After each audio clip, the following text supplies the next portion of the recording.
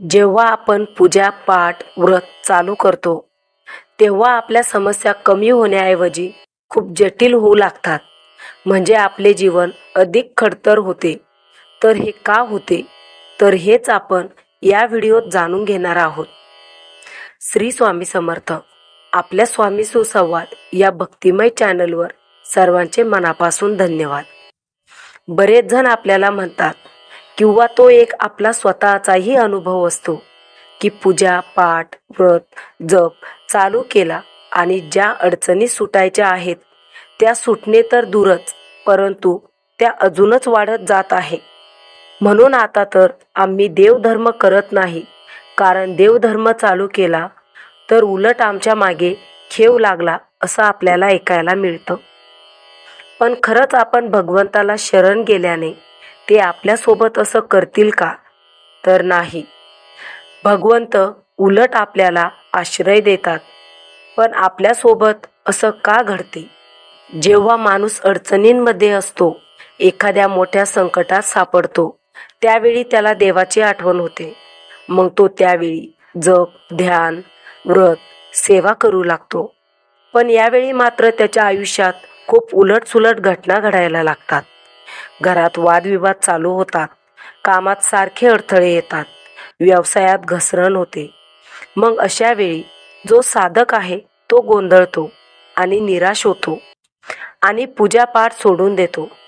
परंतु आपण इथेच गोंधळतो आणि इथेच चुकतो. जे आपल्यासोबत घडते ते म्हणजे आतल्या आत जी वर्षानुवर्षे नकारात्मक ऊर्जा अस्वस्थ व्हायला लागतात आणि हीच नकारात्मक शक्ती आपल्याला इतक्या सहज सोडून जाण्यासाठी तयार होत नाही. त्यामुळे आपले मन अस्वस्थ होते. ती आपल्या मनावर आणि कर्मावर आपली पकड इतकी घट्ट बसवून ठेवते की ती आपल्याला या आध्यात्मिक वाटेत पुढे जाऊच देत नाही. परंतु आध्यात्मिक साधना मंत्रस्मरण जप तप यामध्ये इतकी ताकद असते की ही नकारात्मक शक्ती हळूहळू विरळ होत जाते आणि बाहेर पडायला लागते. पण ती इतक्या सहजपणे बाहेर जात नाही. ती प्रतिकार करते, त्रास देते आणि याच काळात आपण अधिक सावध आणि धैर्यशील राहिले पाहिजे. जेव्हा आपण हार न मानता उपासना चालू ठेवतो तेव्हा हे नकारात्मक शक्तीचे थर गळून पडतात.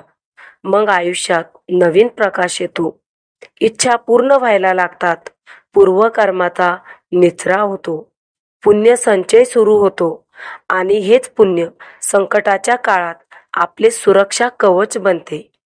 त्यामुळे आपण कितीही संकटे आली अडचणी वाढल्या तर आपली पूजापाठ सोडू नये, कारण हीच तर आपली खरी परीक्षा असते. आपले श्री स्वामी समर्थ महाराज नेहमी म्हणतात, एकदा का तुम्ही माझा हात धरला तर तो हात सोडायचा का नाही हे माझ्या इच्छेवर अवलंबून असते. शेवटी आध्यात्मिक मार्ग हा काटेरी असतो, परंतु त्यात चालत असताना आपल्या पायाखाली नेहमी फुलांचा स्पर्श जाणवतो.